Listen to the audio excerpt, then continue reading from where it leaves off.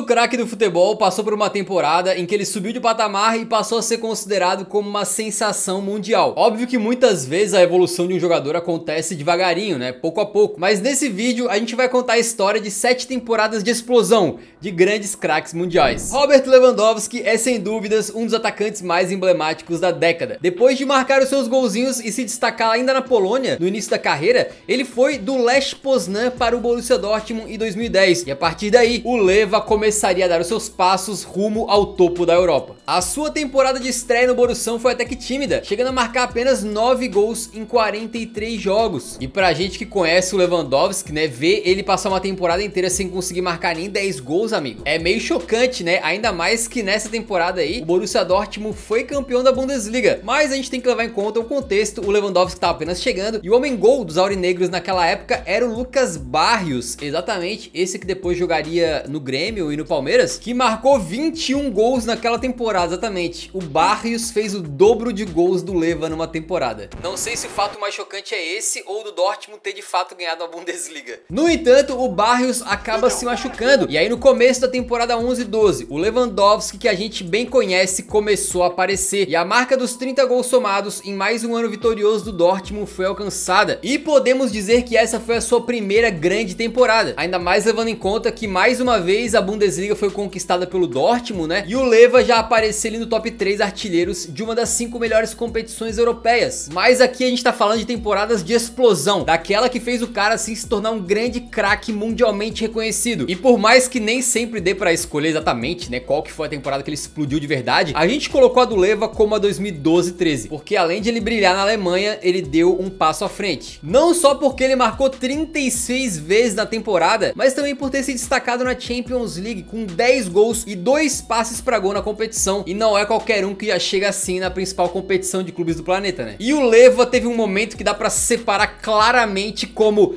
a partir dali o mundo inteiro conheceu quem ele era. Foi justamente nas semifinais da UCL contra simplesmente o titã Real Madrid, de Cristiano Ronaldo, Modric, Ozil e companhia. No primeiro jogo da semifinal, num jogo em que o Cristiano também meteu gol, o Lewa foi lá e fez um. Depois fez 2. Aí completou o hat-trick no puro faro do artilheiro e ainda fez o seu pôquer de pênalti, se tornando até hoje o único jogador na história a marcar 4 gols contra o Real na Champions. Pra temporada do Lewa ser perfeita, só faltava ele ser campeão da Champions League contra o Bayern de Munique e marcando gol, né? Mas não foi o que aconteceu. Mas isso não mudou o fato de que a partir dali todo mundo conhecia o Lewandowski. Quem chamava o cara de aquele atacante polonês lá, passou a pô, não, pera aí, vou gastar um minutinho pra sentar aqui e aprender como é que escreve o diacho do nome desse cara. E pronto, ele se colocou de vez como um novo grande centroavante da geração. E logo no ano seguinte já virou a casaca para os bávaros e o resto é história. O que foi Robert Lewandowski no Bayern de Munique, só quem viu, viu. E o Pep Guardiola que o diga. Brilham os olhos do careca, o técnico do Bayern de Munique. Hoje o Lewa continua sendo artilheiro no Barcelona e foi justamente no Barça onde o próximo nome da lista explodiu, Neymar Júnior. E de novo, é muito difícil afirmar em qual temporada, por exemplo, que o Neymar realmente explodiu, né, e virou uma sensação mundial, principalmente pelo início de carreira absurdo que ele teve no futebol brasileiro e sul-americano com o Santos, né, que já fazia sim o seu nome ser mencionado pelo mundo inteiro. Vale lembrar que em 2011, por exemplo, o Ney já tinha um prêmio Puskás, concorrido contra gols de Lionel Messi e Wayne Rooney. E também, mesmo jogando no Brasil, já tinha entrado na lista dos 23 pré-classificados para a Bola de Ouro, sendo o único que atuava fora da Europa. Então não tem como negar que todo mundo já conhecia o Neymar nessa época, pelo menos assim de ter ouvido falar, aquele guri que joga no Brasil lá. Porém, ele vai se consolidar como um dos maiores talentos da sua geração no Barcelona. Apesar da sua primeira temporada no clube ter sido muito boa, ela foi um pouco mais tímida se a gente comparar com a segunda. Essa sim foi inesquecível. A partir de 2014-15, Neymar entraria numa máquina bem oleada, chamada Trio MSN, que encantou o mundo e que até hoje tem gente que sofre mais com o fim desse trio aí do que com o fim do seu próprio relacionamento. Naquela temporada o Neymar marcou 39 gols pelo Barcelona, ajudando o clube a conquistar uma tríplice coroa e ainda sendo artilheiro da Copa do Rei e da Champions League, essa última aí empatada com os gênios Messi e CR7. Pra você ter uma ideia, no período entre as temporadas 2007-2008 e 2018-19, apenas um jogador não chamado Cristiano Ronaldo ou Messi foi artilheiro da Champions, e esse jogador foi o Neymar. E isso com direito ao terceiro gol decisivo do Barcelona na final sobre a Juventus, que acabou com as chances da velha senhora e fez o Ney conquistar o seu sonho de garoto. Não foi à toa de que no final do ano ele ficou no top 3 da bola de ouro, né, só atrás do Messi e do Cristiano, e foi a partir dessa temporada que, se tinha alguém ainda na dúvida se o Neymar seria um sucesso fora do Brasil, essa dúvida foi amassada, pisoteada e destruída. Neymar em 2014-15 se tornou de vez um dos melhores jogadores do planeta. Infelizmente a ida dele pro PSG e as lesões impediram o Ney de tentar brigar com mais força por uma bola de ouro, mas o seu companheiro do Paris Saint-Germain é quem tá doidinho pra ganhar esse prêmio. Não tem como negar que Mbappé já é e continuará sendo por anos um dos maiores craques em atividade, chegando como uma grande promessa francesa até ser o autor do gol numa final de Copa do Mundo com apenas 18 anos. Mbappé já brilhava antes mesmo de chegar no PSG e de ser campeão mundial, e foi na temporada 2016-2017 que o mundo conheceu Kylian e que ele se tornou ali mesmo um talento geracional. Não foi coincidência que nessa temporada o Mônaco tava tão bem. Não só tinha o Mbappé, né, como alguns jogadores em ótima fase, como o Fabinho e o Falcão Garcia, que vinha fazendo gol a rodo. Depois de 4 anos consecutivos do PSG só vencendo a Ligue 1 uma vez atrás da outra, o Mônaco voltou a vencer a Liga Francesa depois de 17 anos e ainda chegou nas semis da Champions League. E quem foi o artilheiro do time com 6 gols na competição foi ele, a nova sensação Kylian Mbappé, que meteu um jogo na ida e outro na volta contra o Manchester City, eliminando os caras nas oitavas, e que depois meteu 2 gols contra o Borussia Dortmund nas quartas.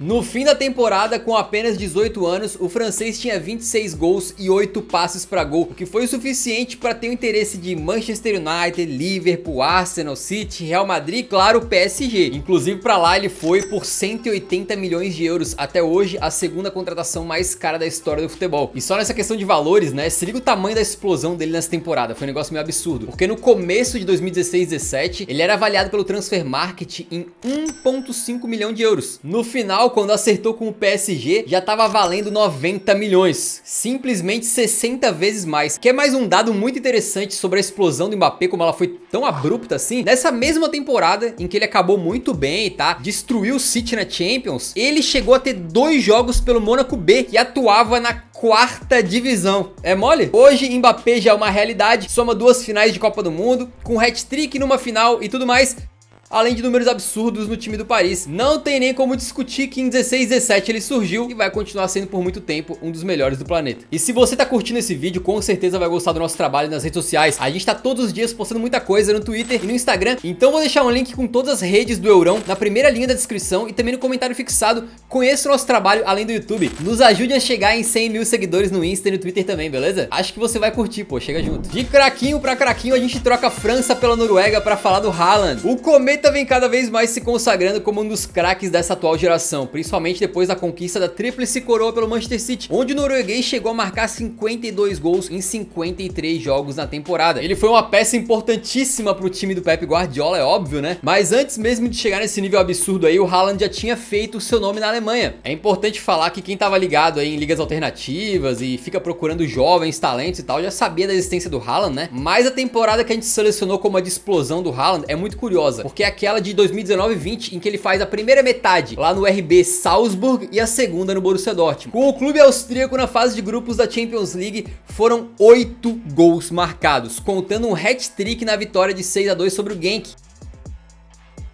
Antes mesmo de completar 20 anos, então o cara já tava deitando na Champions, né? Inclusive nesse período aí, que foi a primeira participação dele na Liga dos Campeões, ele bateu uma pá de recordes, né? Teria vários pra falar aqui, mas um que eu acho mais interessante é que ele foi o primeiro jogador na história dessa competição a meter 6 gols nas suas primeiras 3 partidas. Um cara completamente precoce e surreal, né? E aí na mesma temporada ele já vai pro BVB e com a camisa do clube em 2020... ele estreia vindo do banco, beleza? O Dortmund perdia de 3-1 do Augsburg, fora de casa. Aí o Haaland entrou.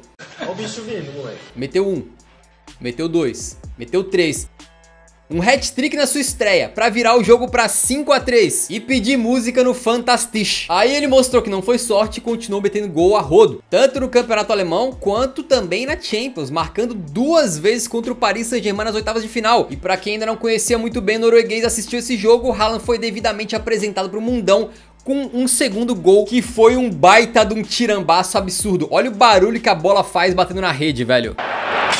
Olá, lapada do cão! Mas né, o Borussão acabou perdendo no jogo de volta aí, foi desclassificado. E inclusive o elenco do PSG tirou foto imitando a comemoração do Haaland, né, pra zoar o garoto. Mas se o Neymar e o Mbappé estão te zoando é porque eles te conhecem, né, amigo? Então não tem jeito, foi ali que o Haaland explodiu de vez na boca do povo. Não apenas por mostrar que tinha personalidade na competição mais influente da Europa, mas também pelo desempenho nas ligas nacionais, tanto da Áustria quanto da Alemanha. No final de 2019 e 20, ele tinha 44 gols em 40 jogos, uma média superior a de 1 gol por partida. E quando acaba o ano de 2020, ele ainda leva pra casa o prêmio Golden Boy, como se fosse assim uma bola de ouro sub-21, né? Mas nesse momento não era nem questão do cara ser um garoto dourado, não, porque a gente não tá falando mais de uma promessa. Ali ele se tornou realidade. E por falar em realidade, quem virou uma em 2021-22 foi o craquinho Vinícius Júnior. Quando ele sai do Flamengo e vai pro Real Madrid, passa alguns anos sendo muito criticado, muito duvidado, subestimado, até que fez uma temporada que mudou seu patamar como jogador. Se alguns não respeitavam e não botavam fé no Vini Júnior, ele fez muitos aí queimarem a língua com essa temporada de 2021-22. No total foram 22 gols e 16 passes para gol somados, mas a verdade é que quem acompanhou mesmo sabe que os números nem chegam perto da bola que o Vini Júnior comeu. O Malvadeza tava absurdo, sendo muitas vezes a principal válvula de escape da equipe. Um motor que funcionava quando o time tinha espaço, mas quando ele não tinha, Vini Júnior criava. Foi essencial para a conquista de La Liga, principalmente com a sua parceria com o Benzema, que também fez uma temporada muito acima da média, né, e venceu a bola de ouro depois. E uma das coisas mais lindas dessa temporada do Vini Júnior é que quando já tava todo mundo se rendendo por ele e falando, não, ele realmente mudou, agora ele é outro jogador, virou um dos principais atletas do mundo, ele ainda vai lá e consegue a famosa cereja no topo do bolo, fazendo gol na final da Champions 21-22, que deu o título pro Real Madrid. Ali ele entrou pra história pra sempre no maior clube do planeta. É muita moral, e com apenas 21 anos foi escolhido ali o melhor jogador jovem da Liga dos Campeões.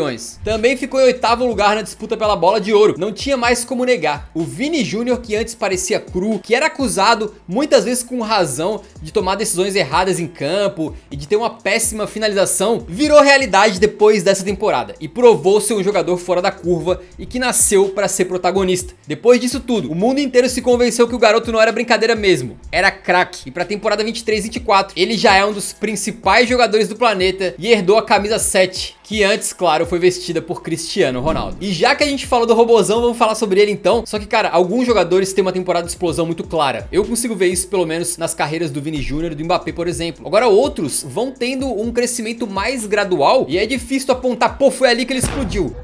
Puta vida! Mas a temporada que a gente escolheu pra falar do Cristiano Ronaldo foi a 2007-2008. Foi a sua primeira campanha gloriosa de nível mundial, quando conquistou a sua primeira Champions League, nessa época mágica que o Manchester United vivia, com o Sir Alex Ferguson no comando da equipe e jogando com Wayne Rooney. Cristiano mostrou o porquê de ser apelidado de robozão. O cabra simplesmente marcou 42 gols em 49 partidas, sendo o artilheiro da Champions e da Premier League. Só na Liga Inglesa foram 31 gols. Ainda novo, com 23 anos, o Cristiano Ronaldo já tinha deixado de ser aquele ponta que ficava mais deslocado e tinha mostrado seus dotes de matador brutal dentro da área, algo que ele nunca mais deixaria escapar na sua carreira. Depois desse desempenho aí, vencendo a Champions League, inclusive marcando um gol na final contra o Chelsea, vencendo a Premier League, vencendo o Mundial, ele acabou conquistando a sua primeira bola de ouro no final de 2008. E agora não tinha como não ouvir o nome do Cristiano Ronaldo quando a gente falava dos melhores, né? Essa temporada foi a virada de chave do português, que entraria pra história depois de repetir esses números aí, ou até melhorar, né, milhares e milhares de vezes. No Euro a gente tem uma regra, né, falou do Cristiano, tem que falar do Messi, e a temporada do Messi de explosão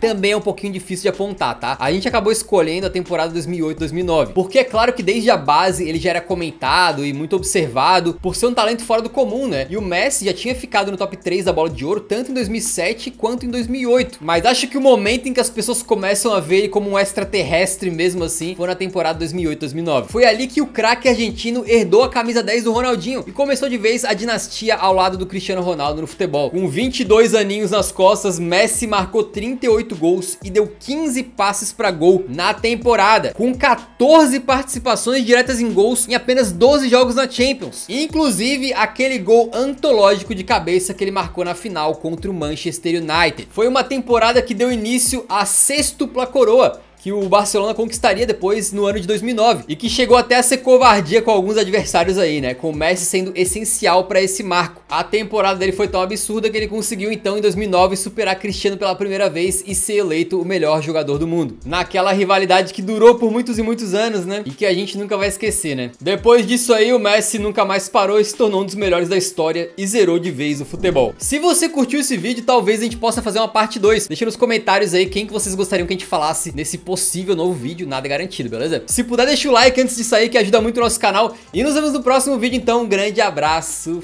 falou!